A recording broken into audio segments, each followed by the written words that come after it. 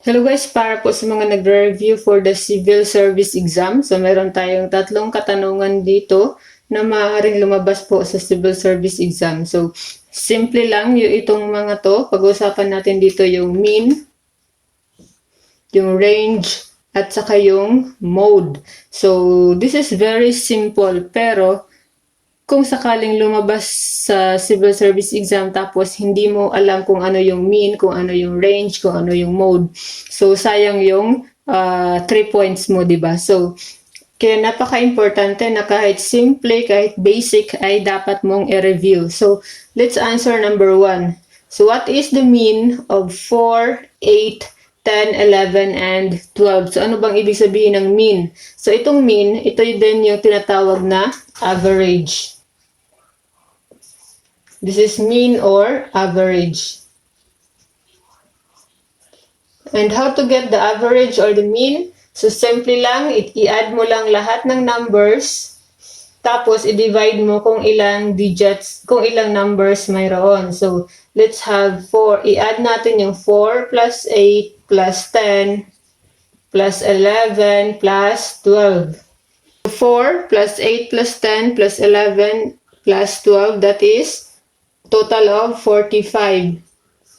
Tapos, bilangin mo kung ilang numbers meron. So, 1, 2, 3, 4, 5. So, i-divide mo lang ito ng 5. So, ganyan lang kasimple yung pagkuha ng mean or average. Tapos, yung magiging sagot ay 9. So, ibig sabihin, the mean of these numbers is 9.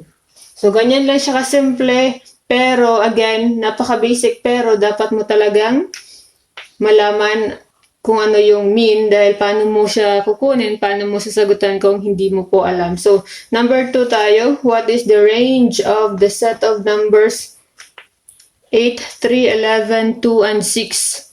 So, ano yung range? So, siyempre, kung hindi mo alam, hindi mo yan masasagutan, di po ba? So, yung range po, hahanapin mo lamang po yung highest number dito. Tapos, i-minus mo yung lowest number. O, di ba napakasimple? Pero, again, kung hindi mo kilala ano yung range, so sayang yung 1 point mo. So, ayan. So, highest, again, highest number minus the lowest number. So, yung highest number dito ay 11. That is the highest. And yung lowest ay 2. So, that is 11 minus 2. O, ayan, di ba napakasimple? So, 11 minus 2 and 9 pa rin yung sagot natin. So, ayan. The range of the set of numbers is 9. O, diba? Simple. Basic. Pero, kailangan mong i-review dahil nakakalimutan talaga natin yung mga ibig sabihin ng mga terms na tulad nito. So, number 3 na tayo. What is the mode in 3, 5, 7, 8, 3, 4, 3. Again, what is mode?